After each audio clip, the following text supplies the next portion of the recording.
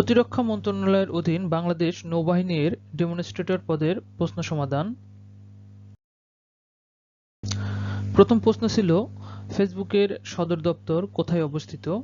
উত্তর হবে ক্যালিফোর্নিয়া।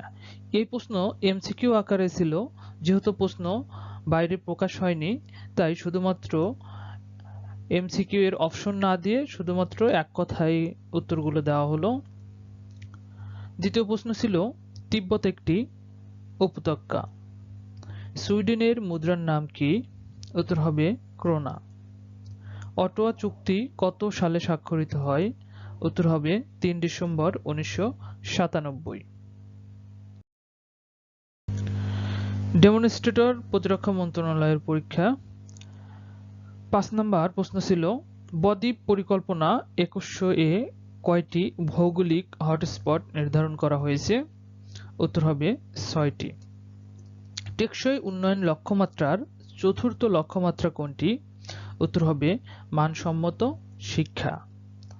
বাংলাদেশে সিডর কখন আঘাত হানে? উত্তর হবে ১৫ নভেম্বর ২০০৭। কোন দেশকে ইউরোপের রুটির ঝুলি বলা হয়? ইউক্রেনকে ইউরোপের রুটির ঝুলি বলা হয়। এরপর প্রশ্ন ছিল, বাংলার সর্বপ্রাচীন জনপদের নাম কি? উত্তর হবে পুন্ড্র। সিএনজি এর প্রধান উপাদান কোনটি? সিএনজি এর প্রধান উপাদান মিথেন।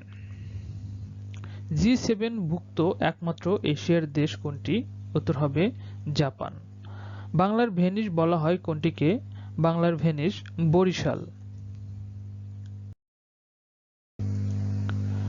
ইউনেস্কো বাংলাদেশের কোন ধরনের গানকে হেরিটেজ অফ হিউম্যানিটি হিসেবে আখ্যায়িত করেছে? উত্তর হবে বাউল গান। বর্তমানে বাংলাদেশের মানুষের গড় আয়ু কত? ৭২.৩ বছর। অরবিস কি? উত্তর হবে উড়ন্ত চক্ষু হাসপাতাল। বাংলাদেশ ও মিয়ানমারের মধ্যে অভিন্ন নদী কয়টি?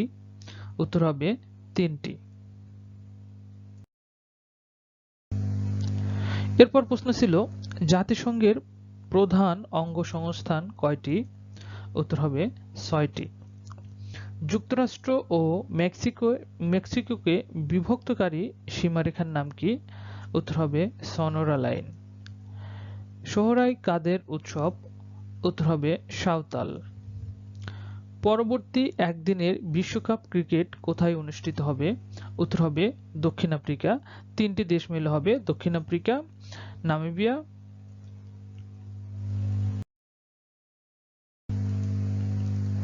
সাইবার সুরক্ষা আদেশ কত তারিখে জারি করা হয়? উত্তর হবে ২১ মে ২০২৫। শাহজালাল আন্তর্জাতিক বিমানবন্দরের ৩য় টার্মিনালে স্থাপিত কে? রোহানি, বাহরাইন। দেশের প্রথম কৃত্রিম বুদ্ধিমত্তার সংবাদ পাঠিকার নাম কি? উত্তর হবে অপরাজিতা। বর্তমানে দেশের মোট জিআই পণ্য কতটি?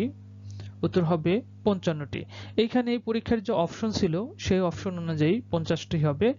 তাছাড়া বর্তমানে ২০ সেপ্টেম্বর ২০২৫ পর্যন্ত জিআই পণ্য ২০টি পাওয়া গেছে।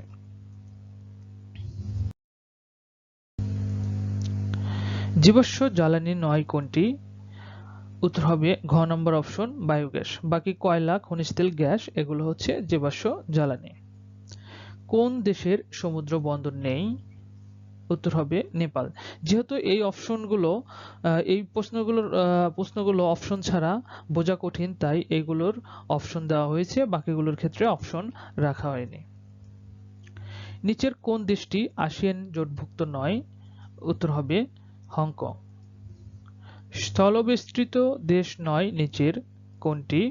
স্থলবেষ্টিত দেশ নয় ইরান।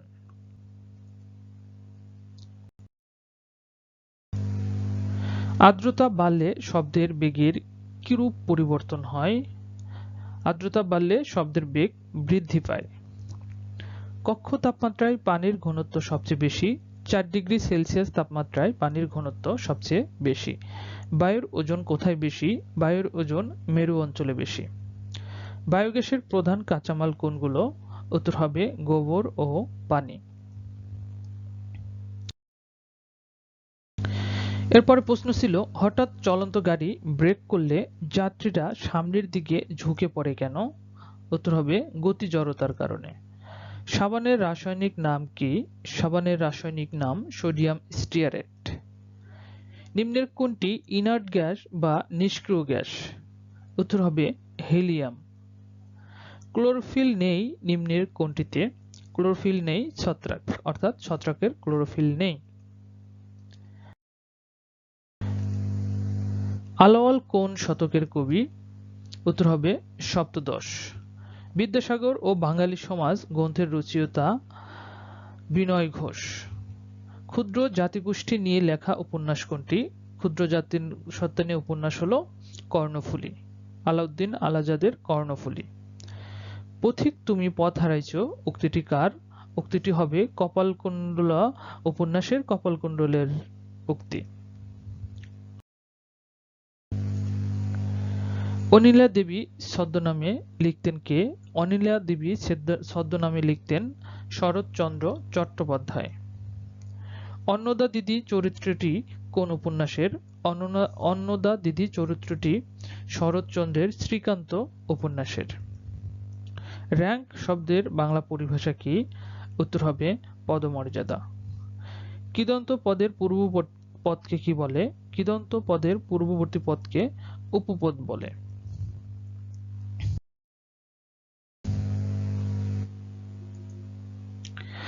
প্রবেশ করার ইচ্ছা এক কথায় প্রকাশ কি হবে? উত্তর হবে বিবিক্ষা। হেম শব্দের অর্থ কি? হেম শব্দের অর্থ স্বর্ণ। বাস্তুঘাগু বাগধারাটির অর্থ কি? বাস্তুঘাগু বাগধারাটির অর্থ হলো প্রচ্ছন্ন শয়তান। লাশ শব্দটি কোন পদ? উত্তর হবে বিশেষ্য পদ। মহর্ষি কোন সমাস? মহর্ষি কর্মধারয় সমাস। দুর্নীতি এর সন্ধিবিচ্ছেদ কোনটি? উত্তর হবে দু বিসর্গ নীতি।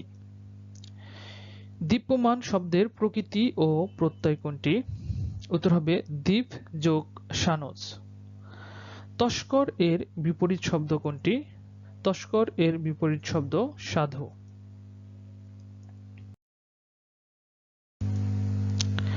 জগরুর শব্দ কোনটি? নিম্নের অপশনগুলোর মধ্যে জগরুর শব্দ শাখামৃগ। সুনামির তাণ্ডবে অনেকেই সর্বশান্ত হয়েছে বাক্যটিতে কয়টি ভুল আছে? উত্তর হবে 3টি। উচ্চারণের রীতি অনুযায়ী নিচের কোনটি উচ্চ মধ্য সম্মুখ স্বরধ্বনি? উচ্চ মধ্য সম্মুখ স্বরধ্বনি হচ্ছে এ, ঘ নম্বর অপশন। সরল শব্দের বিপরীতার্থক নয় নিচের কোনটি? সরল শব্দের বিপরীতার্থক নয় গরল। বাকি সবগুলোই কুটিল জটিল বক্র, এগুলো হচ্ছে সরল শব্দের বিপরীত শব্দ, তাই উত্তর হবে ঘ নম্বর অপশন। কোনটি দেশি শব্দ? নিম্নোক্ত শব্দগুলোর মধ্যে চুলা হলো দেশি শব্দ। এরপরে ফোড়ন শব্দটি গঠিত হয়েছে কিভাবে? ফোড়ন শব্দটি গঠিত হয়েছে প্রত্যয় যোগে। অভিধানে কোন শব্দটি আগে বসবে? নিম্নোক্ত শব্দগুলোর মধ্যে ঘ নম্বর অপশনের 4টি এই শব্দটি অভিধানে সবার আগে বসবে।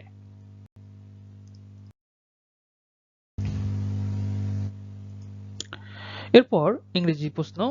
এ person who knows many language called? Answer হবে পলিগ্লট। অ্যাপারথাইড মিনস, অ্যাপারথাইডের অর্থ কি হবে জানতে চাওয়া হয়েছে। উত্তর হবে ডিসক্রিমিনেশন অর্থাৎ বৈষম্য। ইঞ্জিনিয়াস মিনস, ইঞ্জিনিয়াসের অর্থ হচ্ছে ক্যাপাবল অর্থাৎ দক্ষ। অ্যাডোর মিনস, অ্যান্সার হবে glorify. NB stands for, NB stands for nota bene, এটা একটা ল্যাটিন উপসর্গ adjective.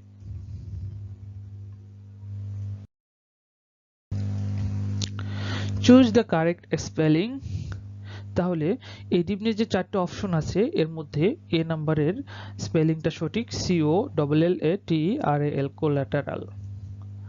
Which one is the correct spelling? Answer হবে D number option, bureaucracy, BUREAUCRACY, bureaucracy বানানটি সঠিক। The idiom gift of the gab means, অর্থাৎ যে বেশি কথা বলে, অ্যান্সার হবে eloquence. The expression take into account means answer হবে consider. What is the meaning of a white lie? White lie অর্থ হবে হার্মলেস লাই।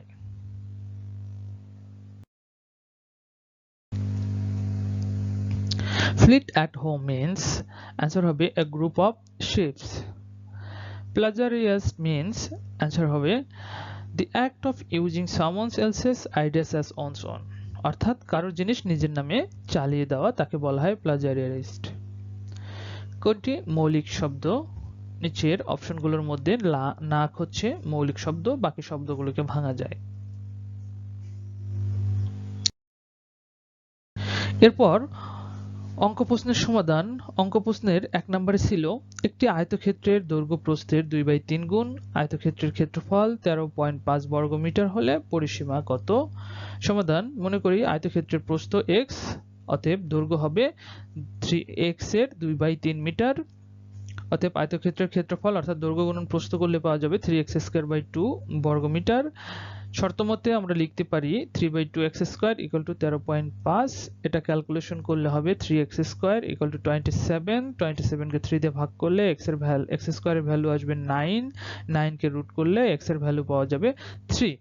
এইবার যেহেতু পরিসীমা চাওয়া হয়েছে, আমরা জানি আয়তক্ষেত্রের পরিসীমা = 2 * দৈর্ঘ্য প্লাস প্রস্থ। 2 দৈর্ঘ্য হচ্ছে 3x/2 এবং প্রস্থ হচ্ছে x। এখানে x এর ভ্যালু যেহেতু 3, x এর ভ্যালুটা বসিয়ে দেওয়া হয়েছে। এরপর ক্যালকুলেশন করলে পরিসীমা আসবে 15 মিটার, অর্থাৎ এই অঙ্কের উত্তর হবে 15 মিটার। এরপরে পরবর্তী কোশ্চেন, একটি রম্বসের কর্ণদ্বয় যথাক্রমে 8 ও 6 মিটার হলে এর ক্ষেত্রফল কত হবে? আমরা জানি রম্বসের ক্ষেত্রফল হাফ গুণ কর্ণদ্বয়ের গুণফল।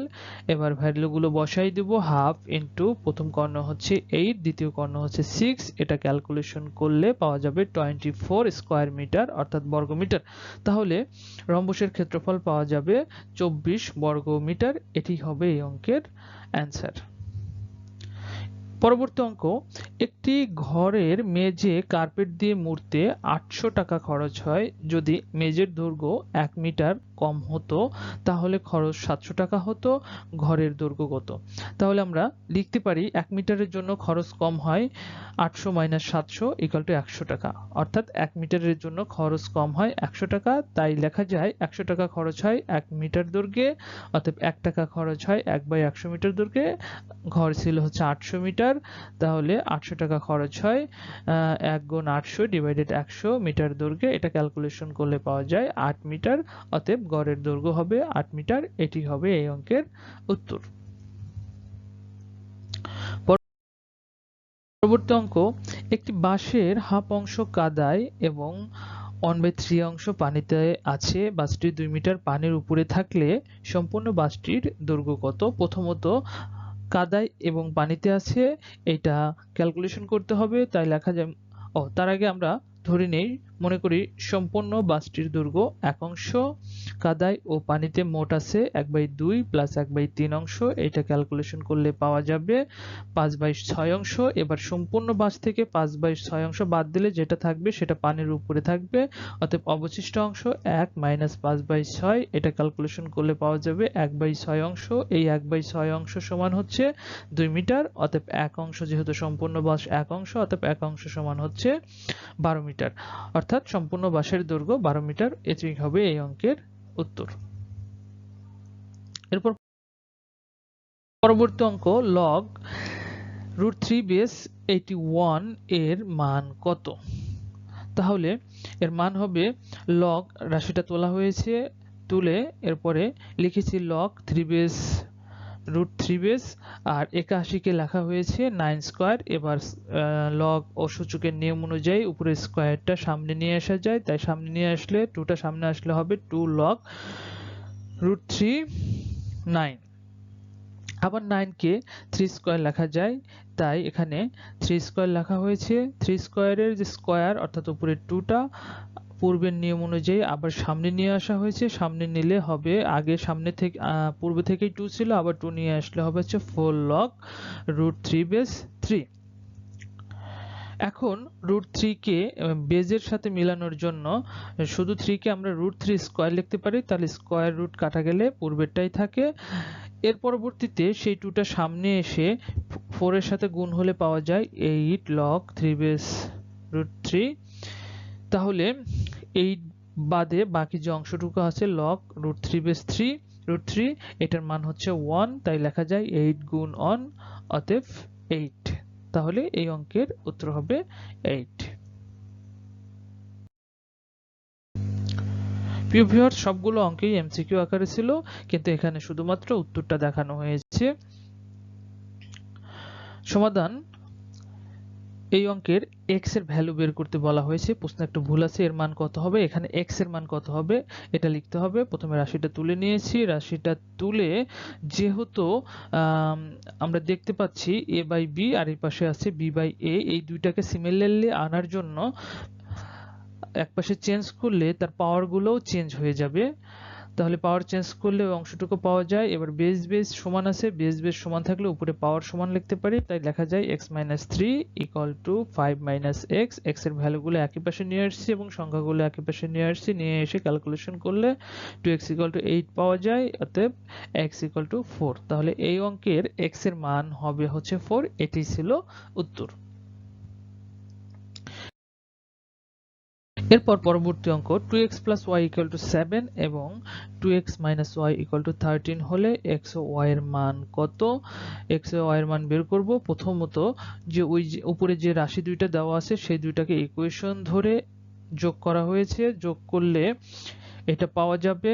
এরপর ক্যালকুলেশন করছি, y কাটা গেছে এবং 2x আর 2x যোগ করলে পাওয়া যাবে 4x = 17 - 7 - 13। এইটা ক্যালকুলেশন করলে পাওয়া যাবে হচ্ছে 20। এবার 20 কে 4 দিয়ে ভাগ দিলে x এর ভ্যালু পাওয়া যাবে 5। x এর মান 2x + y = 7 এ বসিয়ে পাই, বসিয়ে ক্যালকুলেশন করছি, ক্যালকুলেশন করলে y এর ভ্যালু আসবে -3।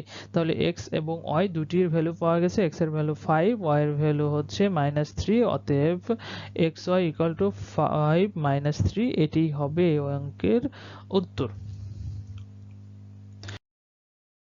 এরপর পরবর্তী অঙ্ক, যদি 2 + tan² θ = 5 হয় তাহলে থিটা এর মান কত? আমরা রাশিটা তুলে নিয়েছি, 2 + tan² θ = 5, সংখ্যাগুলো একই পাশে নিয়েছি, তাহলে পাওয়া যায় tan² θ = 5 - 2। এখানে বিয়োগ করলে tan² θ এর মান হবে 3।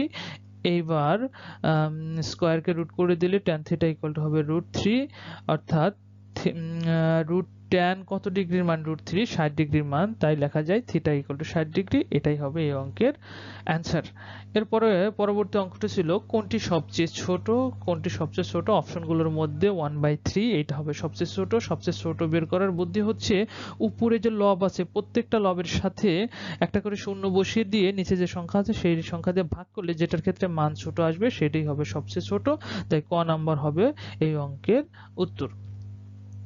এর পরবর্তী অঙ্ক বলা হয়েছে একটি সমিতিতে যতজন সদস্য প্রত্যেকে তত 5 টাকা করে চাঁদা দেওয়ায় মোট চাঁদার পরিমাণ 4500 টাকা। সমিতিতে সদস্য সংখ্যা কত? সমাধান: মনে করি সমিতিতে সদস্য সংখ্যা 1 জন, অতএব প্রত্যেকে চাঁদা দেয় 5x টাকা, মোট চাঁদার পরিমাণ হবে 5x²। শর্ত মতে লেখা যায় 5x² = 4500।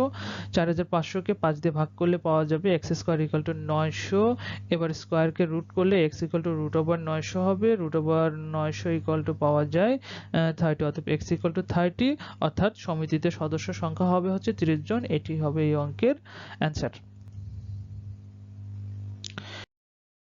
এরপরের অঙ্ক, একটি ভগ্নাংশের হর ও লবের অনুপাত 3:2, ভগ্নাংশটির লব থেকে 6 বিয়োগ করলে বিয়োগফল ভগ্নাংশটির 2/3 গুণ হয়, ভগ্নাংশটির লব কত? মনে করি ভগ্নাংশটির লব, যেহেতু অনুপাত দেওয়া ছিল 3:2, ওখানে লব ছিল 2, তাই আমরা লব ধরে নিয়েছি 2x, এবং ভগ্নাংশটির হরের অনুপাত দেওয়া ছিল 3, তাই ভগ্নাংশটির হর ধরে নিয়েছি 3x, অতএব ভগ্নাংশটি হবে হচ্ছে লব বাই হর, তাহলে পাওয়া যাবে 3x/2x। এবার প্রথম শর্ত মতে যেটা বলা ছিল যে ভগ্ন অংশটির ইয়ে থেকে লব থেকে যদি 6 বিয়োগ করা হয় তাহলে যে ভগ্ন অংশ পাওয়া যাবে তা মূল ভগ্ন অংশের হচ্ছে 2/3 গুণ। তাহলে এটা হয় হচ্ছে ইকুয়েশন। এই ইকুয়েশনটা ক্যালকুলেশন করলে পাওয়া যাবে 2x - 6/3x, এর পাশে 2/3 গুণ করে দিলে পাওয়া যাবে 4x/9x, আর গুণ করলে পাওয়া যাবে 18x² - 54x = 12x²। x² এর ভ্যালুগুলো একই পাশে নিয়েছি, নিলে 18x² - 12x², এটা বিয়োগ করলে পাওয়া যাবে 6x² - 54x, উভয় পক্ষ থেকে x দ্বারা ভাগ করলে 6x = পাওয়া যাবে 54। এবার 54 কে 6 দ্বারা ভাগ করলে পাওয়া যাবে 6 নং 54, 9, x এর ভ্যালু হচ্ছে 9। যেহেতু ভগ্নাংশটি লব 2x, তাই লব 2x এ x এর ভ্যালু বসাই দিয়েছি, 2 × 9 = 18। এটি হবে এই অঙ্কের উত্তর। এরপরে আরেকটি অঙ্ক, একটি সংস্থার মোট জাকাতের পরিমাণ 800 টাকা, কিছু সংখ্যক লোককে 6 টাকা করে দিলে 100 টাকা কম হয়, লোক সংখ্যা কতজন ছিল? তাহলে লেখা যায়, মনে করি লোক সংখ্যা ছিল হচ্ছে একজন। শর্ত মতে লেখা যায় যেহেতু প্রত্যেকে 6 টাকা করে দিছে, 6x আর 100 টাকা কম করে, তাই -100 = হচ্ছে 800 টাকা। এটা ক্যালকুলেশন করলে 6x = 900 হবে। 900 কে 6 দিয়ে ভাগ করলে x এর ভ্যালু আসবে 150, অর্থাৎ লোক সংখ্যা ছিল 150 জন। এটি হবে এই অঙ্কের উত্তর। এরপর 85 নম্বর অঙ্কে ছিল 1 একরের 5% কত বর্গ গজ? প্রথমে আমরা জানি 1 একর সমান হচ্ছে 4840 বর্গ গজ।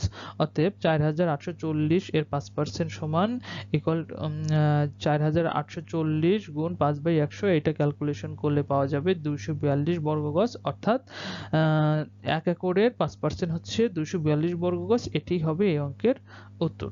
এরপর পরবর্তী অঙ্কে ছিল, যদি কালামের টাকার পরিমাণ সালামের অর্ধেক এবং আবিদের টাকার 4 গুণ হয় তাহলে মোট টাকার পরিমাণ x এর মাধ্যমে প্রকাশ করুন। তাহলে আমরা লিখতে পারি, মনে করি কালামের টাকার পরিমাণ x, সালামের হবে হচ্ছে 2x এবং আবিদের টাকার পরিমাণ হবে x/4। যেহেতু আবিদের টাকার 4 গুণ টাকা হচ্ছে কালামের, তাই কালামে আবিদের টাকা হবে x/4। এইগুলো সবগুলো যোগ করব, যোগ করলে পাওয়া যাবে 13x/4। এটাই x এর মাধ্যমে প্রকাশ হয়েছে, তাই এটাই হবে এই অঙ্কের উত্তর। এরপরে আমরা চলে যাব পরবর্তী ম্যাথে। পরবর্তী ম্যাথটি ছিল, ত্রিকোণমিতি থেকে একটি গাছের উপর থেকে 16 মিটার ভেঙে গাছের নিচে 30 ডিগ্রি কোণ উৎপন্ন করে, গাছটির দৈর্ঘ্য কত? এই যে একটা অঙ্কর বর্ণনা অনুযায়ী চিত্রটি হবে এরকম। 16 মিটার ভেঙে গেছে, তাই ওইটা অতিভুজ হয়ে আসছে এবং ও নিচের যে অংশ সেটা x ধরে নেওয়া হয়েছে এবং নিচে 30 ডিগ্রি কোণ উৎপন্ন করেছে। এবং চিত্র থেকে আমরা লিখতে পারি, আমরা জানি sin 30 ডিগ্রি sin θ, যেহেতু sin θ আমরা জানি লম্ব বাই অতিভুজ। লম্ব হচ্ছে x আর অতিভুজ হচ্ছে 16।